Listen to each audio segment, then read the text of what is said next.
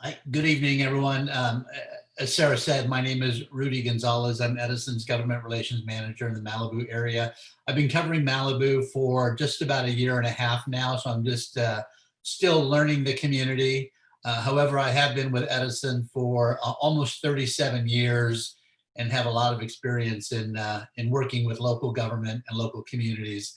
I appreciate the opportunity to spend some time with you this evening to share with you information about what we're doing in regards to public safety power shutoffs and how we're helping our communities prepare for the implementation of the plan.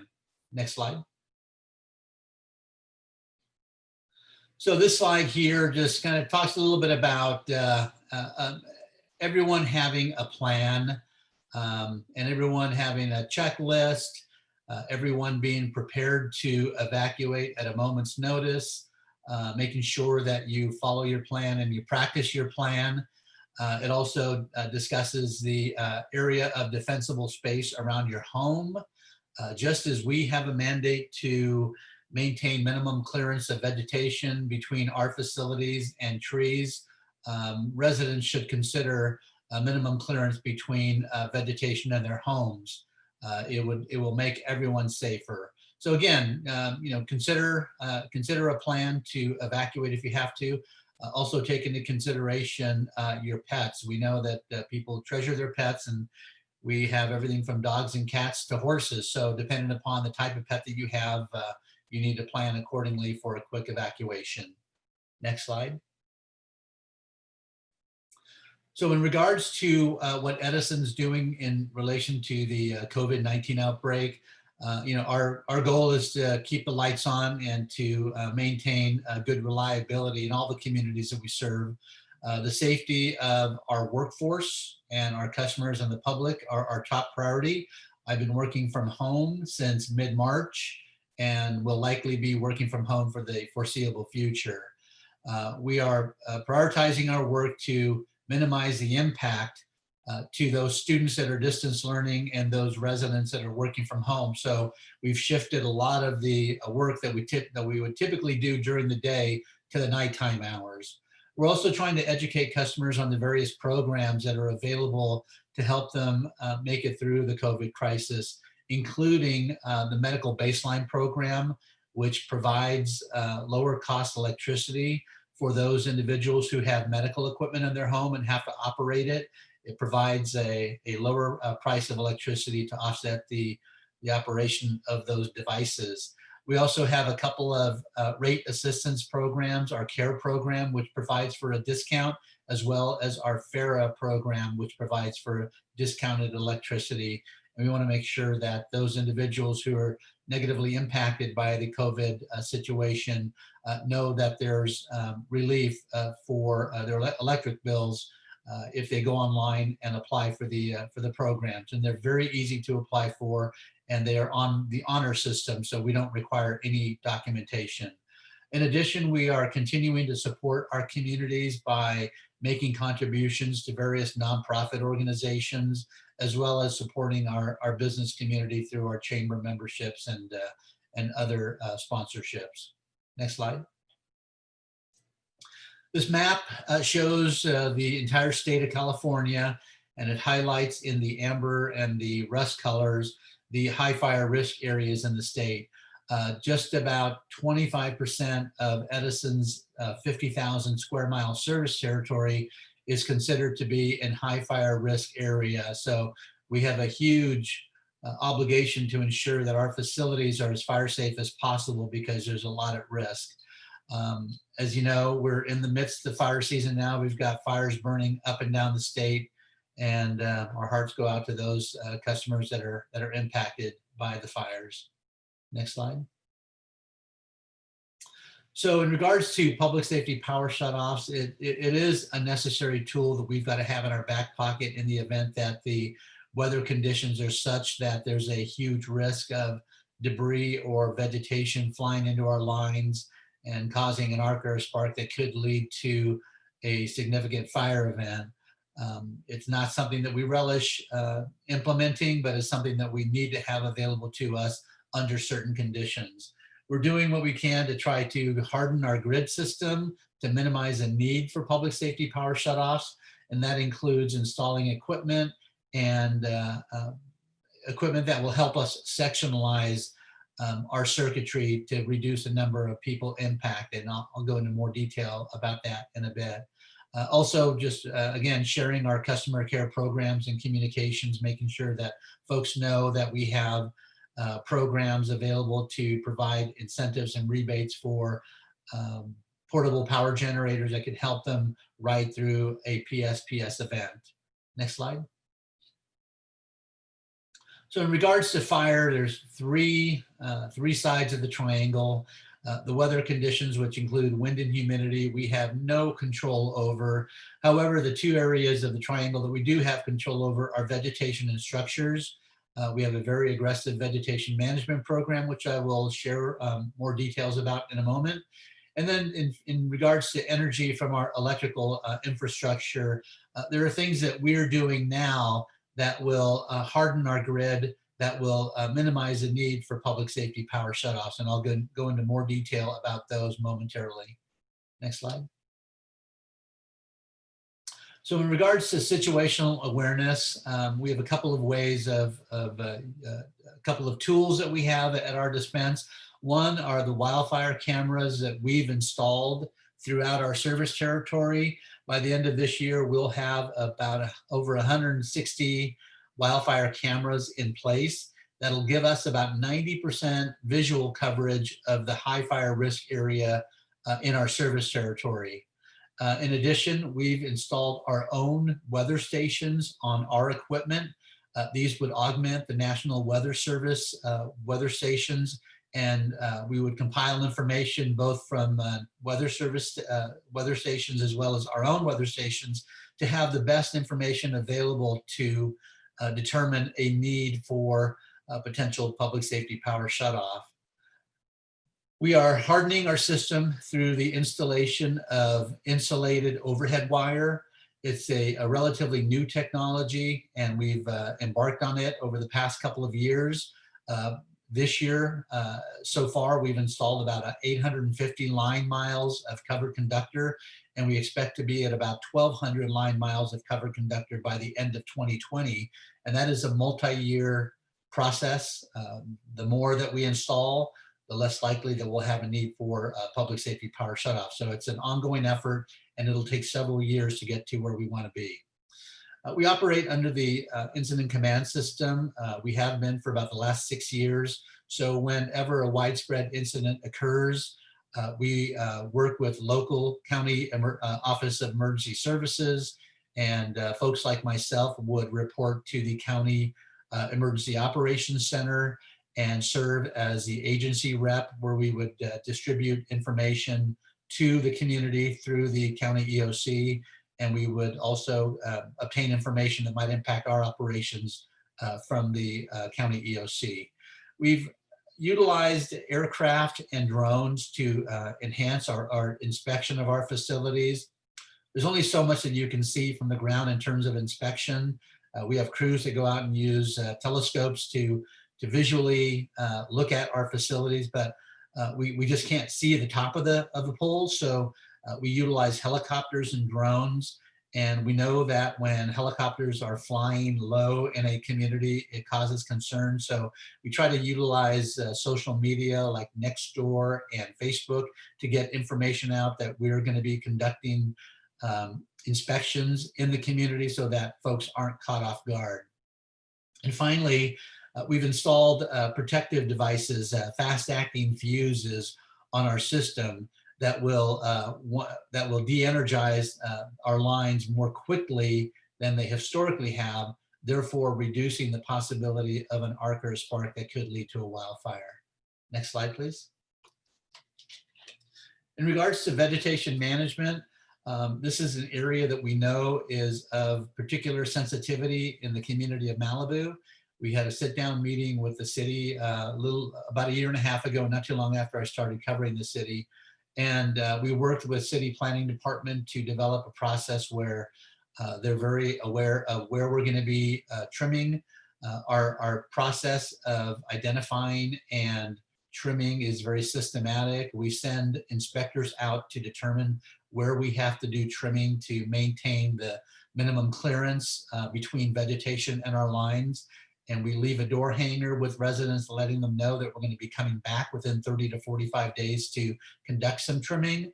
We then leave a notice a couple of days before coming out and doing the actual trimming. So it's a very cooperative process. We hope that customers understand the need for us to do that.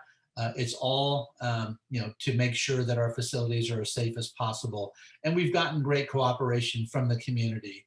We have over 20 certified arborists on staff. So these are folks that really do specialize in this area. And we conduct over 1 million inspections annually. We trim close to 750,000 trees annually. So again, it's a process that seems to be working pretty well. If we identify a tree that we believe could be a hazardous tree, meaning that it could fall into our lines, we'll work with the property owner and request the removal of that tree. And in many cases, we will plant a more suitable tree for that location so that we don't leave a bare area. Next slide, please. Again, these are the weather stations that I discussed earlier. We've got 28 installed, and we'll have 32 by the end of the year in and around the Malibu area. This would be in the Santa Monica Mountains area. So again, these weather stations provide us more localized data that we can use to determine the need for a public safety power shutoff. Next slide. This is a typical circuit map. This is a map of a circuit in Camarillo, but it's not unlike circuits that we have in the Malibu area. And what this map shows is our ability to sectionalize the circuit so that we only have to take down the portion of the circuit that's of highest risk. If you take a look at this map, the lower left mint green colored area is all underground. That's an area that's all served by an underground system, but it's connected to a system that is sourced out of an overhead substation. So in the past, we would have to take out the entire circuit during a public safety power shutoff event, and that would include the underground portion. By installing switches and other equipment, we're able to isolate the underground portion of that circuit so that we don't have to take it offline, therefore only impacting those customers that are at highest risk, those customers that are served by the overhead portion of the line. And we're continuing to evaluate all our circuits to try to minimize the impact of public safety power shutoffs by being smarter about how we sectionalize our circuits. Next slide. So what is the work that we've done? What does that mean for the area? It means that if we have similar conditions to last year, this coming year, because of the work that we've conducted, we would see anywhere from 25 to 40% reduction in the number of customers who would be de-energized as a result of the circuit improvements that we've made. And as I mentioned, the circuit improvements are a multi-year effort.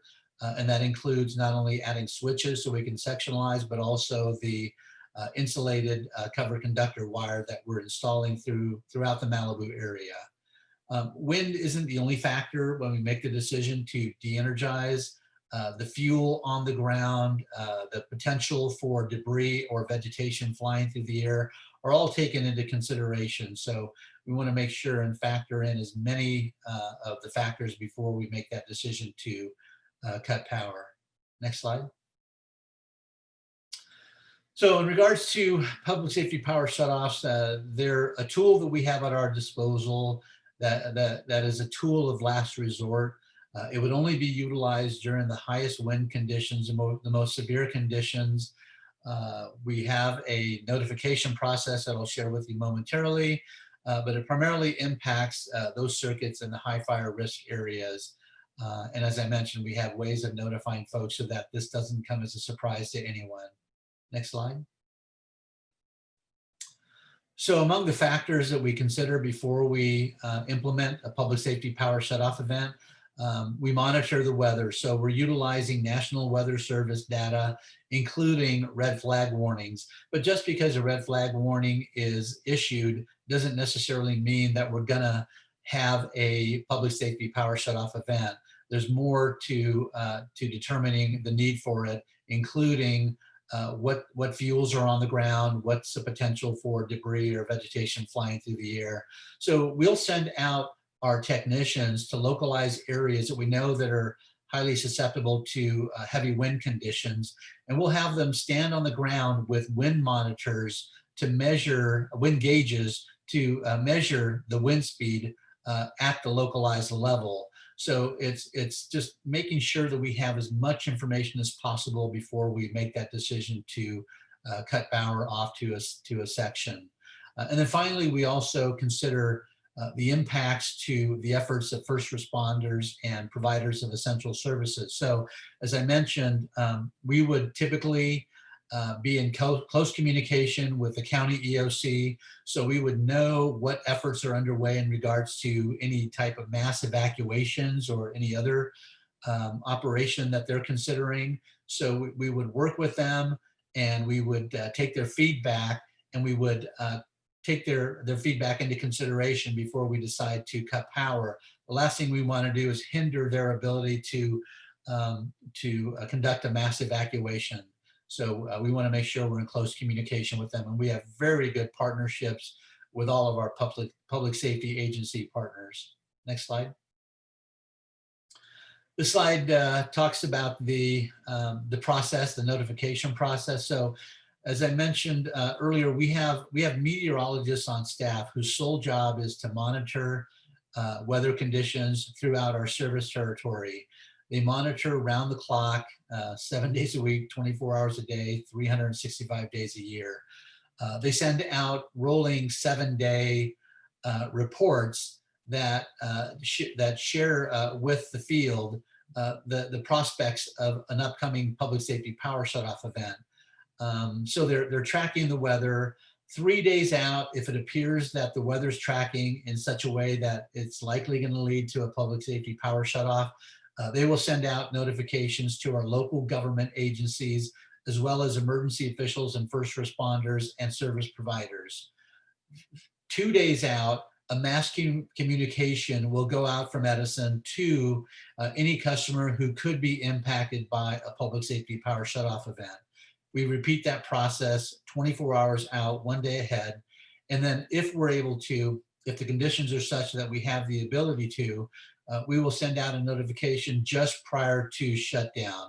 The only thing that would keep us from doing that is if the weather conditions changed drastically and we didn't have the opportunity to send out that final notification. But it's a very systematic way of notifying. Our goal is to try to get every customer who could be impacted by a public safety power shutoff event to notify Edison and let us know how you want to be communicated to in regards to receiving the alerts. And you can receive them via text, via a call to your cell phone, a call to your landline, or via email. So we encourage anyone and everyone to contact Edison and let us know how you want to be notified. Next slide, please. So we made improvements to the dedicated page related to public safety power shutoffs. If you go to the sce.com PSPS, /PSPS, you'll find information regarding fire weather and the possibility of PSPS events in your area. We've increased the capacity so more people can visit the site at one time. We had an issue last year, and we've increased the capacity. We've improved the map so that folks can see where they're located and what the likelihood is of their experiencing a PSPS event. We also have maps showing the location of community resource centers that we've identified in the event that there may be an extended PSPS event.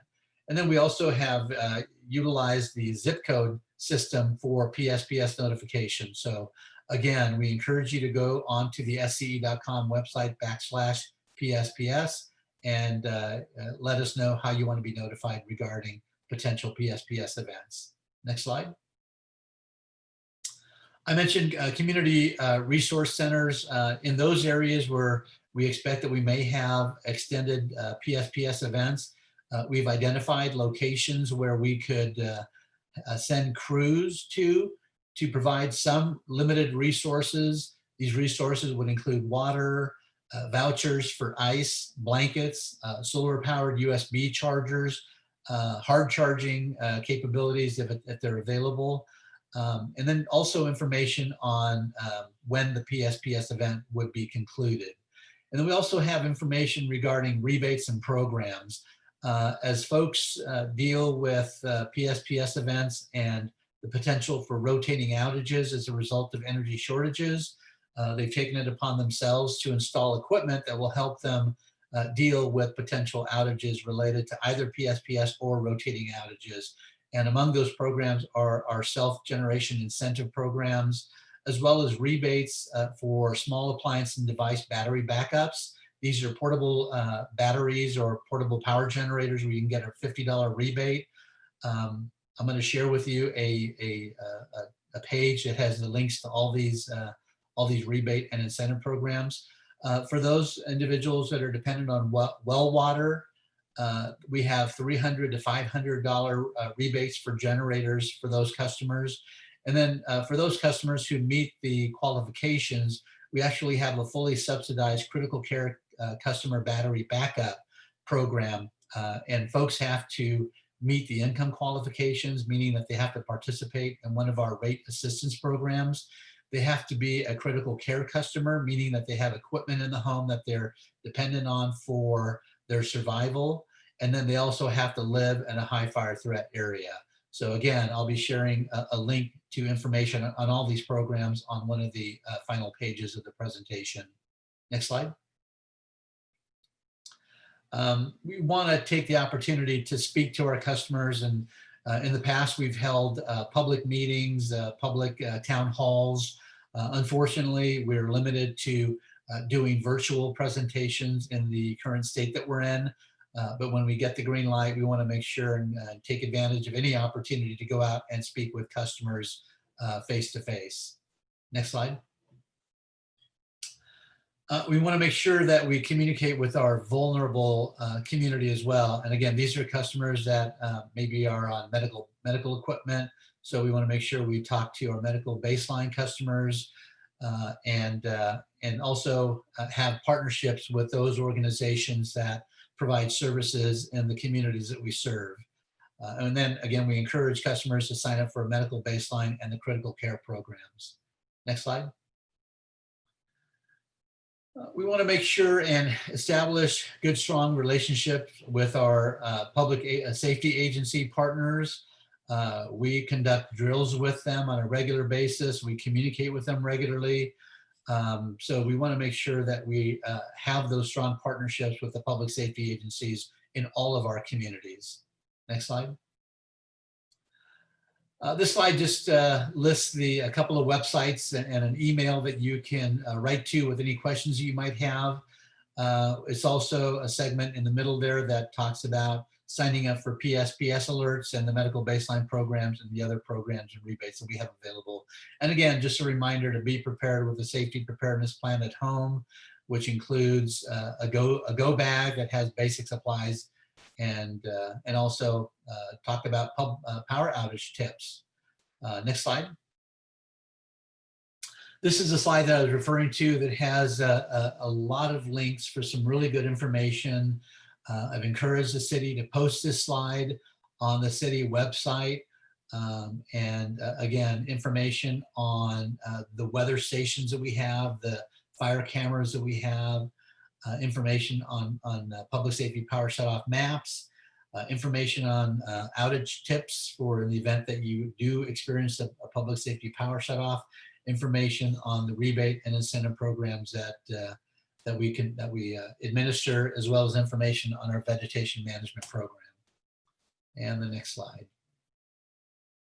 And this is just a slide that talks about some of the resources available through SCE, along with the websites that they're linked to. So again, information about the Energy Assistance Fund if folks have difficulty paying their electric bill, rate assistance program, medical baseline program. As I mentioned earlier, the suspension of service disconnections for non-payment as a result of the COVID crisis. And then a budget assistance tool that'll help you manage your electricity usage in your home. With that, that concludes the formal presentation. Happy to address any questions that may have come up in the chat room. Thank you for your time. Thank you, Rudy. Hello, everyone. The chat function is turned on. So if you have any questions, feel free to turn them on, type them in the chat box, and I will read them on your behalf. I would also like to encourage everyone to visit www.malibuscity.org/prep-month. I'll put that website in the chat box. That will have a recording of this presentation as well as a PDF of these slides should you want them for reference. So again, please type any questions you have in the chat box, and I'll give it a few minutes and hopefully somebody will ask some questions.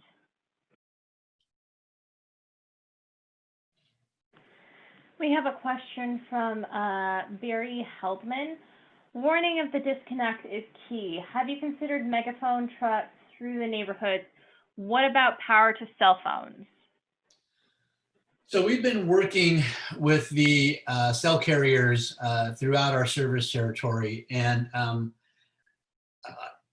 I don't know what the status is of their efforts to install backup generation on their facilities. I'm sorry I don't have the answer to that, but I'd be happy to follow up with you, Barry, to let you know what the status is.